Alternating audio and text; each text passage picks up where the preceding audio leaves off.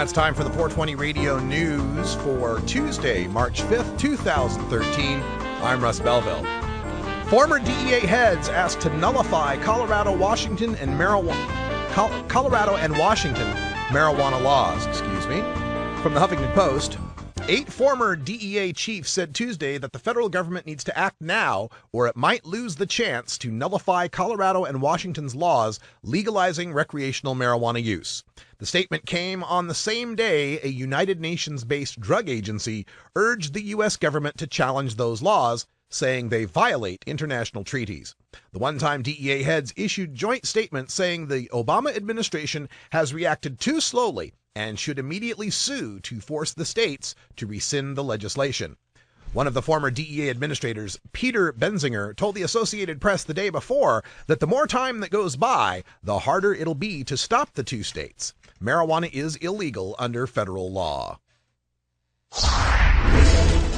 Hawaii hemp bill passes House, advances to the Senate. This from the dailychronic.net.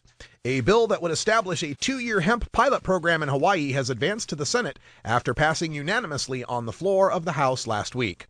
If passed, House Bill 154 HD2 would allow the Board of Agriculture to establish a 2-year industrial hemp research and biofuel crop pilot program.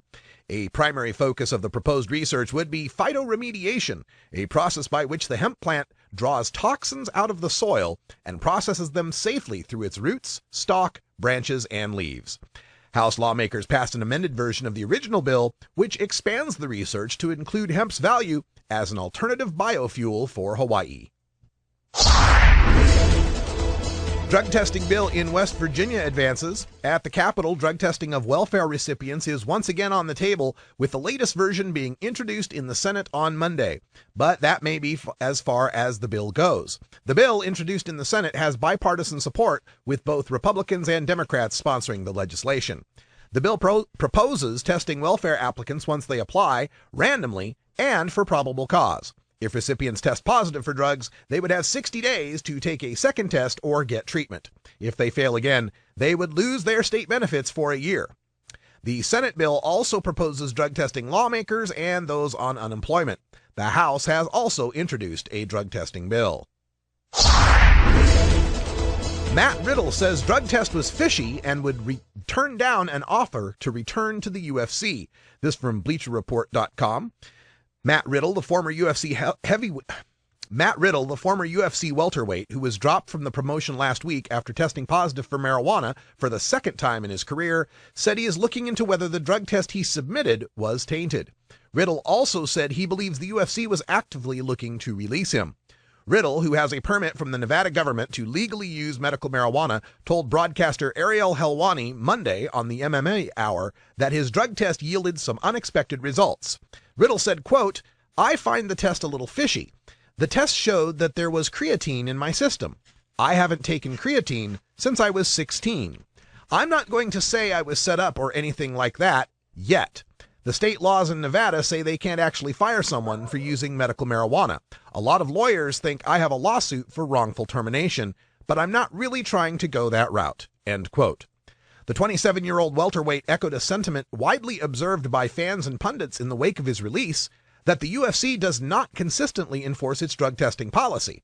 He used heavyweight slugger and fellow 2-time marijuana test failer Dave Herman as an example. Quote, "Herman gets knocked out like 3 times in a row, fails 2 drug tests for weed, and he's still in the UFC," Riddle said. "I think that's very hypocritical." End quote. Riddle, 7-3-2, has not lost since September of 2011. If not for the 2 failed drug tests, he would be on a 4-fight winning streak.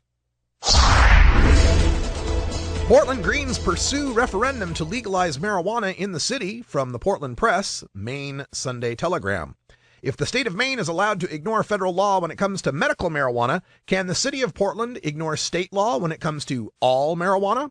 The Portland Green Independent Committee has begun collecting signatures for a referendum that would ask residents whether they want to legalize marijuana within city limits. The Greens are expected to propose legalizing the possession of up to 2.5 ounces, as well as possession of drug paraphernalia such as bongs or pipes.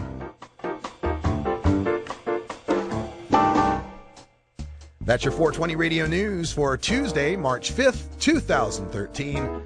I'm Russ Belville. When we come back, we go behind the headlines and take a look at the backgrounds and current occupations of the 8 former DEA heads urging the Attorney General to nullify state marijuana legalization. You're listening to The Russ Belville Show on 420radio.org. We'll be right back.